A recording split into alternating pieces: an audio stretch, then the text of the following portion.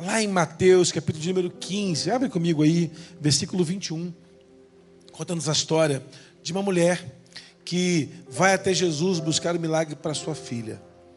Assim diz a palavra do Senhor, Mateus capítulo 15, a partir do versículo 21. Partindo dali, Jesus foi para as partes de Tiro e de Sidom. E eis que uma mulher cananeia que saíra daquelas cercanias clamou dizendo: Senhor, filho de Davi, tem misericórdia de mim. Minha filha está miseravelmente endemoniada. A mãe, ela constatou que a sua filha não estava apenas passando por uma opressão, mas era uma opressão tão singular, era uma opressão tão grande, que a mãe classificou como o estado daquela menina era um estado de total miséria. A minha filha está miseravelmente endemoniada. Irmãos, que afirmação pesada. Mas ele não lhe respondeu palavra. E seus discípulos chegaram ao pé dele e rogaram, dizendo: despede-o, vem gritando atrás de nós. E ele respondeu a eles e disse: eu não fui enviado senão as ovelhas da casa perdida de Israel? Então chegou aquela mulher e o adorou, dizendo: Senhor, socorre-me. Ele, porém, respondeu, dizendo: não é bom pegar o pão dos filhos e deitá-lo aos cachorrinhos. E disse ela: sim, Senhor, mas também os cachorrinhos comem das migalhas que caem da mesa dos seus senhores. Então Jesus, respondendo, disse: ó mulher, grande é a tua fé, seja assim feito para contigo como desejas. E desde aquela hora a sua filha ficou sã. Você pode dar um forte aplauso ao Senhor por essa palavra? Irmãos, que palavra, que texto sublime para a gente. Jesus, ele cruza uma fronteira, ele chega numa região estrangeira. Eu não sei o que ele vai fazer ali, mas ao chegar ali, ele está no limite em entrar na terra dos inimigos. E uma mulher desesperada chega até ele. Aquela mulher, ela carrega sobre ela algumas marcas. Dentre tantas marcas que ela pode carregar, uma marca é a marca da rejeição. Ela era uma mulher cananeia. Todos os dias os hebreus oravam agradecendo por não ser um cananeu. Oravam crendo, agradecendo por não serem um cão. E os homens oravam agradecendo por não ter nascido uma mulher. Porque na tradição dos hebreus eram 3 maldições que a pessoa podia ter. Olha, o cão era um animal completamente desprezível naquela geografia. Olhamos para aqueles homens e pensavam: as mulheres carregavam a culpa do pecado da humanidade. E os cananeus foram um povo que deveriam ter sido todos destruídos na invasão de Israel, quando chega na terra prometida. É interessante que essa mulher, ela carrega sobre ela uma marca. Ela chega em Jesus desesperada, porque não tinha mais o que fazer. Os hebreus tinham uma dor muito grande para com os cananeus, porque no passado, um rei dos cananeus, ele oprimiu os homens e os reis de Israel quando se tornara uma potência no seu tempo. O nome dele é o rei Adoni-Bezeque. Ele cortava os polegares dos homens que podiam ir para a batalha em fator de humilhação, porque sem um polegar o homem não conseguia manusear uma ferramenta e uma espada. Aquela mulher, ela agora carrega sobre ela uma marca do seu povo, uma marca da sua liderança passada, e agora ela está prisioneira a demônios que atormentam sua filha. Eu não sei como aquela mulher fez, mas ela deve ter amarrado a filha na cama e saiu correndo. Jesus está por aqui, vou lá. E ela chega a Jesus e ela pede só uma coisa: Senhor, opera um milagre na minha filha. Mas essa mulher não é uma completa ignorante. Ela usa uma expressão interessante. Ela chega em Jesus e fala assim: Senhor. Ela reconhece que Jesus carrega sobre ele um senhorio. E ela, após essa palavra, ela fala: filho de Davi. Aí essa mulher estudou teologia. Porque Jesus não era filho de Davi, ele era filho de José. Mas essa mulher entendeu a revelação de que da raiz de Davi viria o Messias. Ela reconhece Jesus como uma figura messiânica. Ela sabe que Jesus é aquele que o Senhor enviaria para a restauração da humanidade. Quem falou para ela? Quem visitou os cananeus para dizer, esse que vem aí, ele é o filho de Davi, ele é a raiz de Davi. Não, ninguém falou. Ela está numa geografia onde não há internet como hoje, não há como estudar em uma biblioteca, não passa na televisão a informação sobre Jesus, mas ela, por ouvir falar do que ele fazia, ela associou: esse é aquele que haveria de vir para remir a dor de toda a humanidade. Essa mulher entendeu a revelação do céu. Ela entendeu que nele havia poder de cura. Ela entendeu que sobre ele havia autoridade. E ela vem nele e declara: ele é Senhor. E mais do que isso, ele é a promessa viva daquele que viria para trazer libertação não só a hebreus, a todos. E aí Jesus ouve essa mulher e ela declara: tem misericórdia. Mas Jesus mantém silêncio. Já preguei nesse texto uma outra mensagem, Silêncio de Deus. Está lá no YouTube. A perseverança dela provou para a gente que ela sabia a quem ela estava recorrendo. Mas Jesus, ele toma uma atitude. Ele faz silêncio. E liberam a ele uma palavra: Senhor, manda ela embora, está aqui gritando atrás da gente. Uma mãe buscando o milagre da sua filha, ela não se preocupa com a sua reputação. Ela não se preocupa com o que vão falar a respeito dela. Ela só quer o milagre. E ela começa a gritar: filho de Davi, tem compaixão de mim. Filho de Davi, tem misericórdia de mim. Filho de Davi, me visita. Filho de Davi, faz alguma coisa. Senhor, me ajude. Ela só queria socorro. Os discípulos não entendem. Porque os discípulos, eles queriam exclusividade do poder do Evangelho. Eles queriam exclusividade. Eles queriam que Jesus operasse milagres só para judeu. Só para quem era hebreu. Quem nasceu nas cercanias de Israel. É interessante que tem pessoas que acham que Deus só pode fazer milagre para quem é crente. Se você orar muito, devolve para irmãos. Eu já orei por 2 pessoas por um milagre. O ímpio foi curado, o crente morreu doente. Dá para entender um negócio desse? Pastor, e aí? É Deus que decide. O pastor fala assim: pastor, se orar com fé, com muita fé, com fé demais. Eu nem sei o que é fé demais. Porque se fala rápido é ruim, né? Vai curar. Eu orei com fé demais.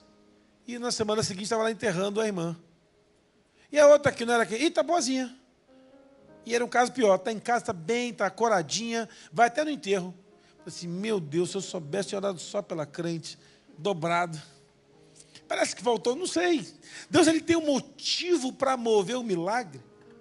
Aquela mulher está ali clamando, e os discípulos falam: não, não pode. E Jesus, ele libera a primeira palavra: não fui enviado senão as ovelhas perdidas da casa de Israel. Aquela mulher não sabia, mas ela também era uma ovelha perdida da casa de Israel. E ela se prostra e fala: socorre-me. E Jesus, ele continua: não é lícito tirar o pão dos filhos da para cachorro. Porque os cananeus eram reconhecidos como uma figura de baixa categoria pelos hebreus. Essa afirmação aponta para um momento de higiene, quando as pessoas comiam nas suas casas, e elas pegavam o pão, porque não havia guardanapo, elas comiam com o pão na mesa, e as migalhas iam caindo, os cachorrinhos iam se alimentando daquelas migalhas. As pessoas limpavam suas mãos com o miolo do pão e jogavam no chão para o cachorro comer na sua casa. E aquela mulher está percebendo que o diálogo com Jesus, ele vai muito mais adiante do que tudo que ela está imaginando. E quando ela ouve essa afirmação, ela pensa: há uma esperança. Há uma expectativa. Mesmo que o Senhor não libere o milagre de me colocar na mesa, eu vou comer da migalha. Irmãos, uma pequena palavra de Deus move toda a nossa história. Um pequeno toque do Senhor pode fazer um grande milagre. É melhor, irmãos, uma migalha na mesa do Pai do que um banquete no inferno. E naquele momento exato, essa mulher, no seu clamor, ela acessa o coração de Deus. Porque ela fala: Senhor, os cachorrinhos se alimentam das migalhas. A sua migalha vai me transformar nesse dia. O pouquinho que o Senhor há de dar para mim vai me gerar a transformação que eu preciso. Jesus para tudo, olha para aquela mulher e fala: mulher, essa é a fé que eu buscava destes discípulos aqui, que eu busquei em Israel, que eu busquei em outros lugares. Essa fé moveu o coração. Uma ação de fé transforma uma casa. Uma ação de fé transforma uma família. Uma ação de fé nos tira do pânico e nos coloca numa certeza de que cremos no Deus do impossível e Ele tem todo o poder ainda no céu e na terra. Se você quer, aplauda bem forte o Senhor por isso. Uma palavra, uma oração, um clamor, uma humilhação, um deitar-se aos pés de Jesus, prostrado e dizer: Senhor, não importa se vai ser migalha, mas pode derramar sobre minha vida. Hoje eu necessito do milagre que eu não necessitava ontem. Hoje eu dependo de uma palavra sua. E Jesus não precisa nem ir na casa, Ele dá uma palavra. Outro homem que é exaltado pela fé é um centurião, que fala: Senhor, eu reconheço a autoridade, eu sou um homem que tenho 100 soldados abaixo de mim, eu sou um centurião. Tem uma coisa, debaixo do meu telhado eu não sou digno que o Senhor vá lá, mas se eu der uma palavra aqui, o moço é curado na minha casa. Jesus falou: ó, nem Israel vão fé dessa, um estrangeiro. Os estrangeiros estão dando uma aula nos judeus, nos hebreus. Não houve milagre em Caná, não houve milagre entre os romanos, mas houve milagre entre Israel.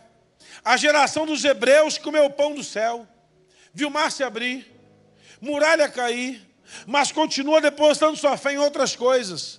Aqueles que nunca experimentaram um milagre se agarram na fé como sua última alternativa. Irmão, quando nossa fé é nossa única alternativa, nós somos colocados como o primeiro da lista. Pastor, só me sobrou um milagre. Aleluia! Eu me lembro de uma senhora que foi ao médico, o médico falou: a doença não tem cura, não tem tratamento. E o médico falou assim para ela: no seu caso, só Deus. E a mulher chegou na igreja, chorava, gritava: ai meu Deus! Já viu crente desesperado? Música de crente desesperado, varão. Essa aí. Mais alto. O que foi? Eu estou aqui o diagnóstico. Aí eu, irmão, eu sou pastor, eu tenho que manter a postura. Eu peguei e comecei a olhar aqueles exames. Olhei assim com aquela cara dura. Não entendi absolutamente nada, mas falei: porque tem que fazer isso para poder, né? E virava a página. Pastor, o que o senhor está vendo? Um exame. E o que diz? O que o médico falou? Que no meu caso só um milagre, só Deus. Falei: então tá bom, está curada. Ela: não, pastor, eu vou morrer. Não, minha irmã, o médico falou que é só Deus. A quem você serve? A Jeová. Então, se você sabe, Ele é o Jeová Rafá, o Deus que cura. Joga esse exame fora e segue a vida, minha filha. Vamos confiar em Deus. Porque não tem mais o que tratar, não tem mais o que fazer. É só Deus. Ajoelha aqui, pegamos óleo para ungir, começamos a ungir, oramos por ela e foi embora para casa. Meses depois, voltou no médico, fez exames, e o médico ficava assim, e ela falou que o médico pegava o exame e fazia... Ela: pastor, eu vou morrer. E aí chamou outro médico, o médico disse: é grave. Não tem nada. Se agarrou a fé, não tem nada. Fui pregar numa igreja, e lá eu estava pregando sobre sonho, nada a ver com gravidez, acabei de pregar lá, e aí o pastor falou assim: o pastor falou sobre Ana, vai orar para a mulher engravidar aqui. Eu falei: puxa vida, pastor, não vim para... E aí subiu com umas 15 mulheres no altar para receber oração, com os maridos. E aí ungimos todo mundo, e aí cai uma para cá, cai outra para lá, e outra ora em língua, uma confusão tremenda, uma bênção, e fomos lá para casa. E aí uma moça falou: pastor, eu creio que eu vou engravidar. E ela passou os dias, ela ligou e falou: pastor... O pastor falou assim: ela pode pegar, pode dar meu número. Ele ligou: pastor, sabe o que aconteceu? Milagre, estou grávida, louvado seja Deus. Falei: aleluia, glorificamos, vai testemunhar, amém. Meses depois fui pregar nessa igreja, irmãos. Estava essa moça chorando na primeira fila. O que foi?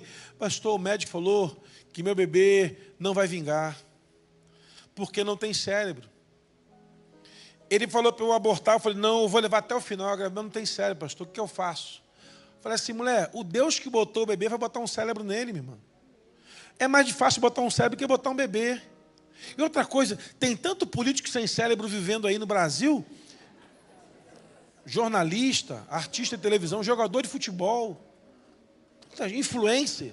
Fica tranquila, Deus vai operar um milagre. Ela secou a lágrima e falou, amém, estou nessa fé aí. 4 meses depois, 6 meses depois, ela ligou, pastor, Deus fez um milagre. Falei, o quê? O médico fez exame e tem cérebro no bebê. Eu falei, aleluia, mas tem um problema. Falei, meu Deus, tem uma mancha.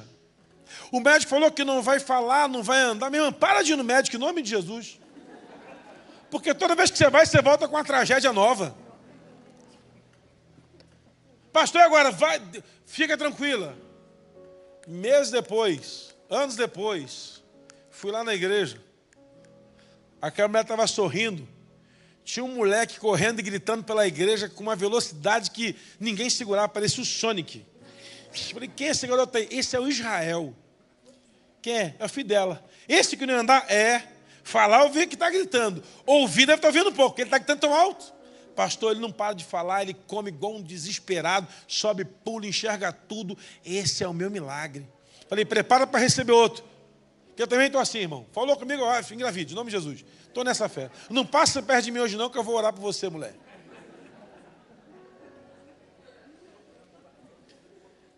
Eu posso guardar no meu coração a palavra contrária à palavra da fé.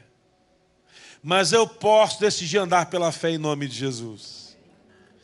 Pastor, mas falou que não vai dar certo. Não tem problema. A palavra é vai falir. Eu creio no Deus de milagre, Ele pode operar. Mas eu tenho que ir atrás dele.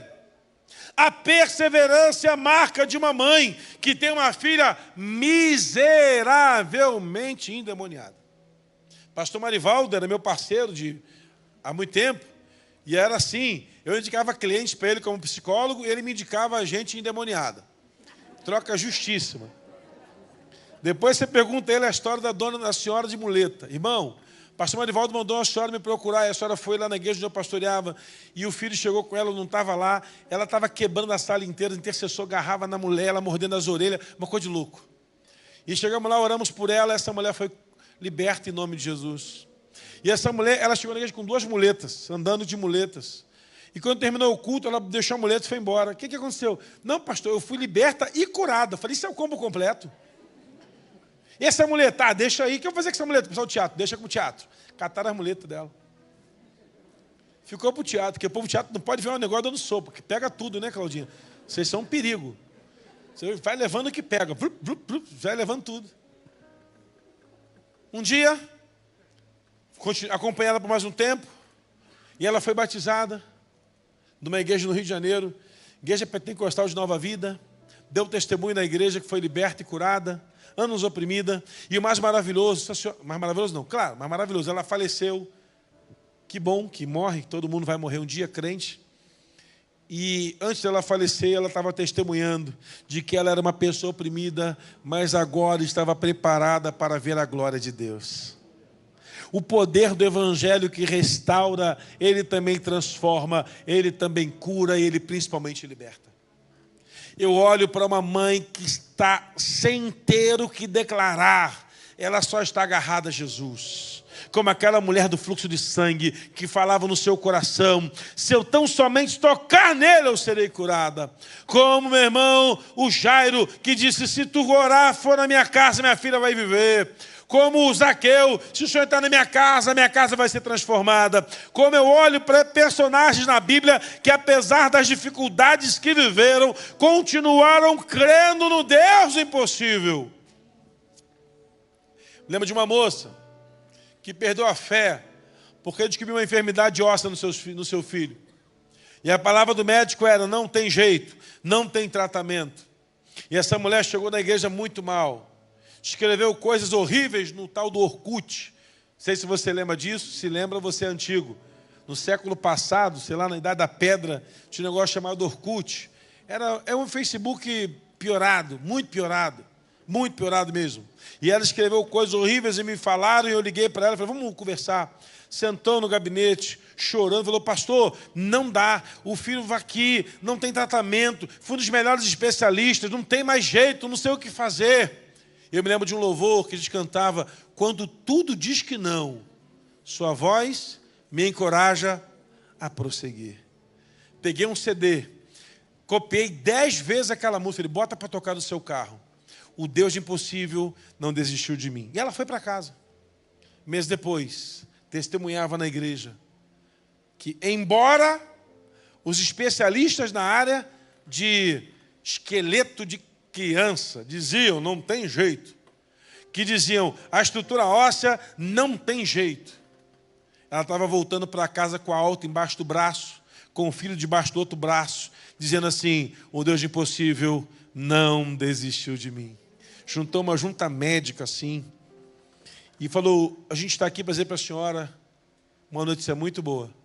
Seu filho está de alta do tratamento, que há 1 ano atrás era impossível.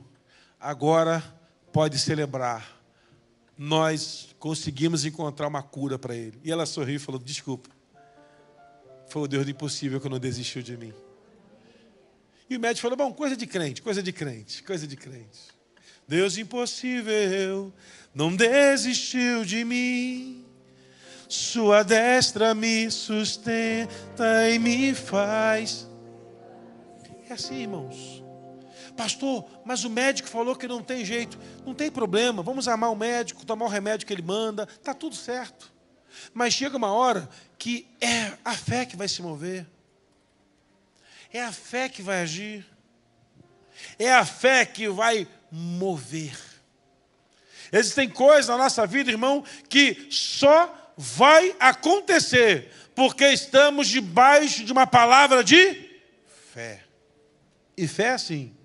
Primeiro você coloca o pé e depois Deus vai colocar o chão. Primeiro eu vou colocar o pé e o meu Deus depois vai estar colocando o chão.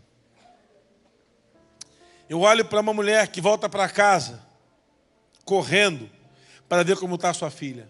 Correndo, desesperada. E não vai parar para falar com ninguém. E quando chega em casa, a filha está liberta. E agora ela olha para aquela filha que ela deixou miseravelmente endemoniada e encontra aquela filhinha brincando, sentada, liberta. E agora o que essa mulher vai dizer? Minha filha, o Senhor, o filho de Davi, liberou uma palavra que mudou a sua vida. Mais maravilhoso do que ver essa menina liberta é saber que agora temos uma mãe testemunhando de que a sua fé transformou sua filha. A nossa oração nessa noite é, Senhor, que sejamos intercessores daqueles que buscam por nossa oração. Que ao orarmos por eles, o Senhor possa promover o milagre que eles estão buscando em nome de Jesus. Quantas vezes eu entrei num culto buscando por um milagre? E não foram poucas as vezes. Houveram vezes que estávamos em construção, a igreja construindo no Rio, eu pregando no Espírito Santo. E eu com a cabeça pilhada lá, pensando assim, Senhor, amanhã, segunda-feira, tem um gigante para derrubar da obra, e eu estou aqui pregando. E enquanto eu estava lá pregando, não tinha WhatsApp. Irmão, existia um tempo no Brasil que não tinha WhatsApp. E você sabe, não tinha smartphone, nada disso. A gente ligava, um telefone fixo. Lembra de fichinha, do orelhão? Mano. Só tem cara de novo só. Fichinha do orelhão, cartãozinho telefônico. E eu sentado no culto, coração batendo, Vanessa pequena, Vinícius pequeno, Vivian, e a gente lá na igreja, e eu preocupado, recebi um SMS. SMS. Sabe o que é, né? Claro que sabe, você é mais velho que eu. Pelo menos fisicamente está bem mais acabado. E aí a palavra era assim, pastor, fique em paz. O volume não entrou todo, mas Deus está no controle. Aí eu mandei de volta. Por que mandou a mensagem aqui no volume, não estou, né? Podia ter deixado menos tranquilo, menos desesperado. E fui pregar. E preguei, e o culto terminou, e fomos lanchar, e fomos para a casa do pastor, e tomamos sopa, e comemos sei lá o quê, e foi uma festa, estava tudo certo. E quando eu fui deitar, eu liguei para fulano. E aí? Pastor, não sei como. Não sabemos de que jeito. Mas no finalzinho do culto, alguns irmãos do nada se levantaram e levaram ofertas no altar lá, sem ninguém pedir. Porque separava, a oferta a gente tirava do tempo para contabilizar, lá, alguns até, às vezes até durante o culto. E foi lá e colocaram ofertas lá aleatórias. E contabilizamos. E não só vai pagar o que deve, mas vai sobrar para o desafio de terça-feira. Porque tem fase na vida, irmão, que você tem que matar um leão por dia. E se você não matar o leão do dia, amanhã você tem que matar 2. Lembra dessa, Eliezer? Quando tinha que matar 2 leão? Eu aprendi que tem que matar o leão filhote. É muito mais fácil, irmão. Pega o leão filhote e quebra com ele. Porque depois que cresce é mais difícil. Por que não? O leão filhote tão bonitinho. Que isso? Pô, quando crescer me morde. Eu vi um testemunho na Bahia de um camarada que os filhos moravam numa região muito simples, ele e os irmãos, e que resolveram botar um jacaré no quintal de casa. Irmão, agora você pensa. Os jovens botaram um jacaré no quintal de casa. E começaram a ver que as galinhas sumiam. O jacaré ia lá, levava a galinha. Até o dia que mordeu um menino. Foi de raspão, que você o dia inteiro mata. E a mãe falou assim, eu pensei que domesticava, ele não ia morder. Irmão, pior que o jacaré é o sapo lá que o Renato, matou esse dia. Quase matou o Renato lá, o sapo. Sapo é muito perigoso também. Depois você pergunta ao Renato, mas esta é a história do sapo. É muito perigoso, pode quebrar um braço um sapo. Se forem 3, pode quebrar muita coisa. Você está rindo, Miguel? É difícil. Agora, irmão, pensa. Não dá. A luta que temos que vencer de hoje a hoje. Então, eu aprendi então o seguinte, o que eu tenho que fazer, pastor? Gaste toda a sua fé na guerra de hoje. Se é para jejuar, vamos jejuar integralmente. Se é para orar, vamos arrebentar o joelho. Se é para profetizar, vamos gastar a voz. Amanhã é outro dia. Vamos viver o milagre de hoje, na certeza de que hoje o Senhor vai operar o milagre que eu estou buscando. Não é amanhã, é hoje. Eu vim para cá na fé de orar hoje por milagres que vão acontecer hoje em nome de Jesus. Amanhã é outro dia. Amanhã não me pertence. Hoje, quando eu sair de casa, sair numa certeza, ao orarmos e ungirmos as pessoas que vierem ao altar, a palavra profética é, Senhor, opera o milagre sobre ele hoje, para que amanhã já tenha celebração. Irmãos, há dias que nós não temos mais o que fazer, é só confiar no Senhor. Há dias que olhamos de um lado para o outro, não há nenhuma expectativa. É só interceder. É só colocar o jeito e falar, Senhor, faz alguma coisa. Essa mulher não tinha a que porta recorrer. É só ir à igreja. É só ir a Jesus. É só ir aos pés dele. Só lá. Eu estava pregando numa igreja que era ultra... Eu não sei por que me levam. Uma igreja que era ultra tradicional. E o pastor falou assim, por favor, Wagner, não fale a palavra demônio aqui. Porque o povo aqui não gosta de você. Falei, igual o inferno também, né? Não, mas aqui não gosta. Que você mexe com o negócio de demônio, ninguém gosta. Então não fala demônio. Rapaz, haja o que houver, pastor. Pregando, não fale demônio. Eu estou lá sentado, terno, gravata, terninho preto, gravatinha branca, gravatinha preta, camisa branca, sentado. Uma senhora ficou endemoniada. E ela levantou um banco com os 4 sentados. Ela gritava, ela mordia os orelhas, o negócio doido. E o pastor falou assim comigo, é demônio? Eu falei, não posso falar. Não, eu estou falando sério. Não, eu estou falando sério. Foi desse jeito. Não, foi assim. Não, eu não posso falar. Pastor, e agora? Deixa aí. Dá água com açúcar. Leva ela, dá um diazepam para ela, alguma coisa. Resolve também. Mas se der uma dose alta. Você pode orar por ela? Mas eu vou ter que falar. No mês seguinte, eu estava lá dando treinamento de libertação para a igreja. 2 meses depois, estava lá no segundo seminário. 4 meses depois, eles estavam fazendo uma conferência de libertação. 1 ano depois, estava sendo desligado da convenção à igreja por causa desse negócio todo. Não tem nada com isso, foi o demônio que começou. Pense, irmãos, a família pegou a velha e jogou dentro da igreja.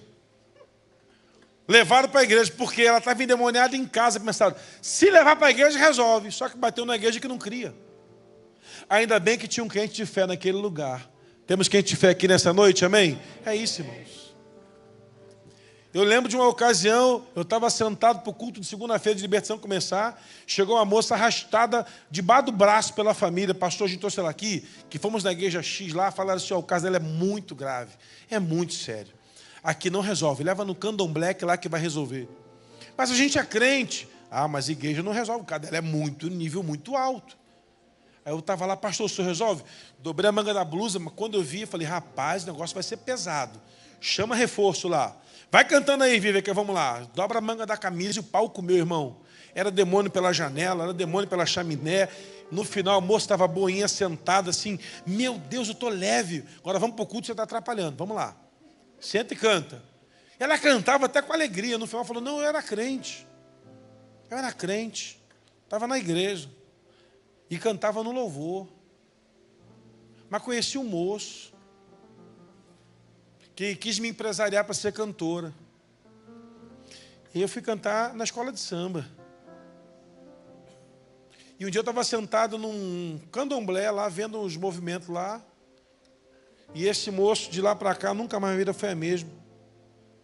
Hoje eu não consigo dormir. A minha mente é tomada por essas coisas.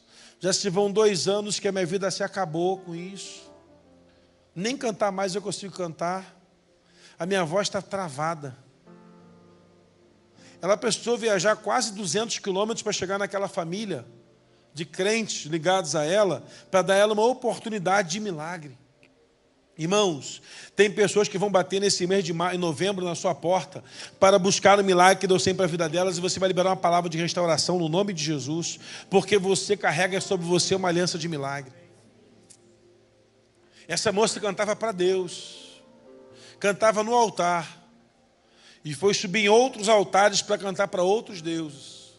Satanás não brinca de ser diabo. Ele, quando escraviza, é para sempre. Mas louvado seja o nome do Senhor, que o nosso Jesus não conhece o para sempre, senão a eternidade. E Ele quebra o arco, Ele corta a lança, Ele queima os carros no fogo, e deu para essa moça uma nova oportunidade de recomeçar. Meses depois, ela voltou para Jesus, ficou firme na fé. Eu fui na igreja dela pregar no evento, ela estava lá cantando.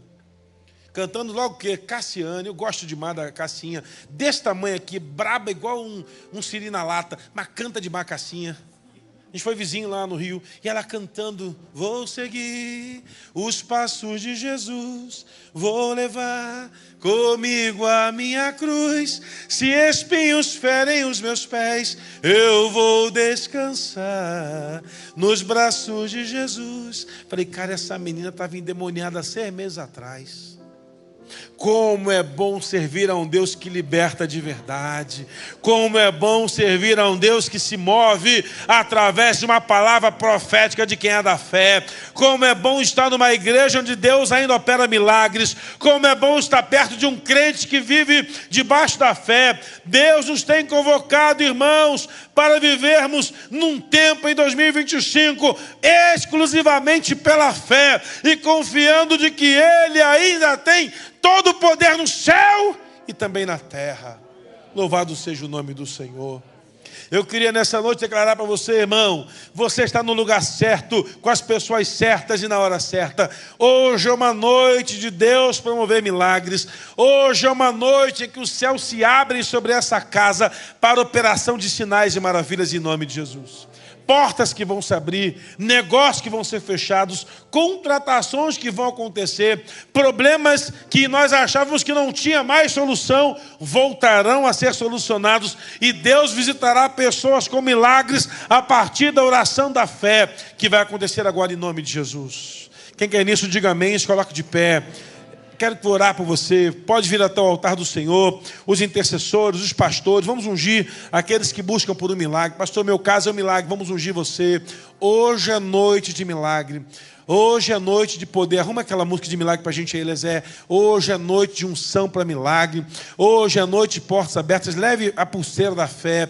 Leve a pulseira para você lembrar que você está debaixo de uma aliança com Deus, uma aliança de milagre, porque o seu Deus é um Deus que tem movido coisas extraordinárias nessa noite, em nome de Jesus. Se houver alguma criança entre nós que você quer orar, que oremos por ela, vai lá no Flock buscar e traz para a gente orar por ele.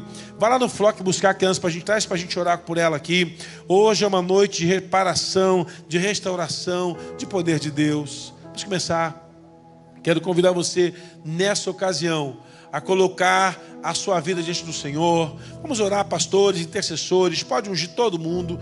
Não hesite em gastar o óleo da unção. Vamos derramar toda a unção necessária. Vamos ungir de uma forma como nós cremos, de que o nosso Deus é poderoso para fazer infinitamente mais além do que podemos pedir, podemos pensar e podemos imaginar. Hoje é noite de milagre, hoje é noite de poder do céu, hoje é noite de restauração. Vamos adorar? Enquanto a gente adora, os pastores vão orando, intercedendo, derramando o óleo da unção. Vamos ungir todos nessa casa, vamos orar. Os diáconos presentes também podem vir orar por esses irmãos. Vamos orar, vamos interceder. Dê um forte aplauso ao Senhor onde você está aí, meu irmão. E dê o mais alto glória a Deus que você puder, em nome de Jesus. Mais alto glória a Deus que você puder, em nome de Jesus. Que Deus te abençoe, te leve em paz. Que você é a melhor semana da sua vida. Seja uma semana de milagres, que você viva milagre, que você promova milagres. Se você não pegou a pulseira do Aliança de Milagre, pegue aqui as pulseiras aqui no altar. Deus te abençoe, vá em paz. Vá cantando, meu Deus é Deus de milagre, Ele é Deus de promessa, em nome de Jesus. Vá na paz, que Deus te abençoe abundantemente, meu irmão.